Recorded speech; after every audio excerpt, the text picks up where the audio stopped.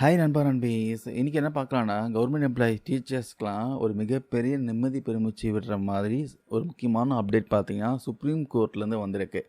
பொதுவா அரசு வேலையில இருக்கிறவங்களுக்கு ஒரு பெரிய தலைவலி என்னன்னா, என்னைக்கோ ஒரு நாள் நிர்வாகம் செய்த தவறால சம்பளம் அதிகமா கொடுத்துட்டோம். இப்போ அத மொத்தமா திரும்பி கொடுங்க அப்படின்னு சொல்லி நோட்டீஸ் அனுப்புவாங்க. அப்படிப்பட்ட ஒரு வழக்குல இன்னைக்கு சுப்ரீம் கோர்ட் பார்த்தீங்கன்னா, ஒரு தீர்ப்பு குடுத்துருக்காங்க. அதுவும் ரூல்ஸ்லாம் சொல்லியிருக்காங்க. அது என்ன ரூல்ஸு?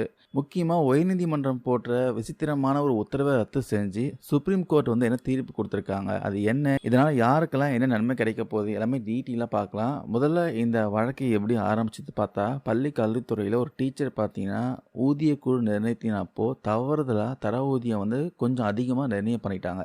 இது அந்த ஆசிரியரோட தப்பு இல்லை, நிர்வாகத்தோட தப்பு தான். ஆனால் பிற்காலத்தில் இதை கண்டுபிடிச்ச அதிகாரிகள் என்ன பண்ணாங்கன்னா, உங்களுக்கு தெரியாமலே நாங்கள் அதிகமாக சம்பளம் கொடுத்துட்டோம், அதனால் அந்த பணத்தை இப்போ திரும்பி கட்டணும் அப்படின்னு சொன்னாங்க.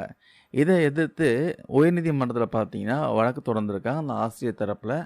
அந்த வழக்கை விசாரித்த உயர்நீதிமன்ற நீதிபதி வந்து என்ன சொல்லியிருக்காங்க, தனி நீதிபதி வந்து என்ன சொன்னார்னா, இது மக்களுடைய வரி பணம், அதனால் தவறுதலாக கொடுக்கப்பட்ட பணத்தை அந்த ஊழியர் தவணை முறையில் இன்ஸ்டால்மெண்ட் பேசிஸில் திருப்பி கட்டணும் அப்படின்னு உத்தரவு போட்டிருக்காங்க. அதுக்கப்புறம் இது அப்பீல் பண்ணியிருக்காங்க, இது மேல்முறையீடு பண்ணியிருக்காங்க. அங்கே தான் பார்த்தீங்கன்னா ஒரு ட்விஸ்ட் வந்து நடந்திருக்கு. 2 நீதிபதிகள் கொண்ட ஒரு அமர்வு பார்த்தீங்கன்னா ஒரு புதுமையாக ஒரு தீர்ப்பு கொடுத்துருக்காங்க. அதாவது தவறுதலாக வாங்கிய அரசு ஊழியர் பார்த்தீங்கன்னா 50% தொகையை வந்து திருப்பி கட்டணும்.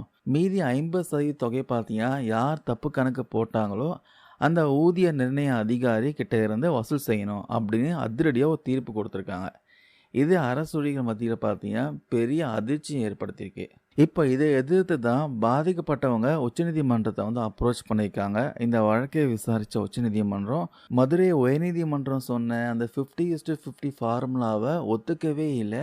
ஆசிரியர் 50% கட்டணும், அதிகாரி 50% கட்டணும் சொன்ன அந்த உத்தரவை வந்து மொத்தமாக கேன்சல் பண்ணிட்டாங்க. ஏன் உச்சநீதிமன்றம் அந்த தீர்ப்பை கேன்சல் பண்ணிட்டு புதுசாக ஏன் தீர்ப்பு கொடுத்தாங்கன்னா, இங்கே தான் வந்து ஏற்கனவே நடந்த ஒரு கேஸ் இருக்குது, 2014ஆம் ஆண்டு நடந்திருக்கு.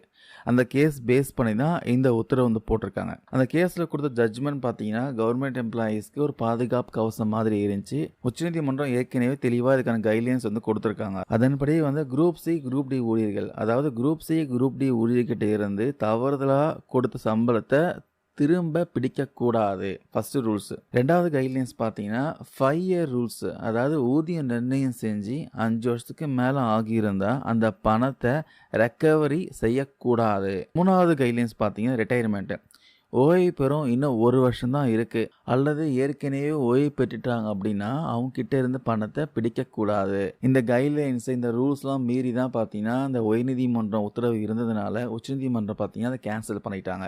ஸோ நிர்வாகம் செய்த தவறுக்காக பல வருஷம் கழித்து ஊழியர் தலையை சுமையை இறக்கக்கூடாது அப்படின்னு உச்சநீதிமன்றம் உறுதியாக இருக்காங்க. இந்த தீர்வு பார்த்தீங்கன்னா பள்ளி கல்வித்துறை மட்டும் இல்லாமல் எல்லா அரசு ஊழியர்களுக்கும் இது பொருந்துங்க. இந்த தகவல் பார்த்தீங்கன்னா பாதிக்கப்பட்ட பலருக்கும் உதவியாக இருக்கும். மறக்காமல் ஷேர் பண்ணுங்கள். இது விஷயமா உங்களுக்கு கருத்துக்கள் ஏதாவது இருந்தால் கமெண்ட்ஸில் சொல்லுங்கள். தேங்க்யூ நண்பா நண்பீஸ்.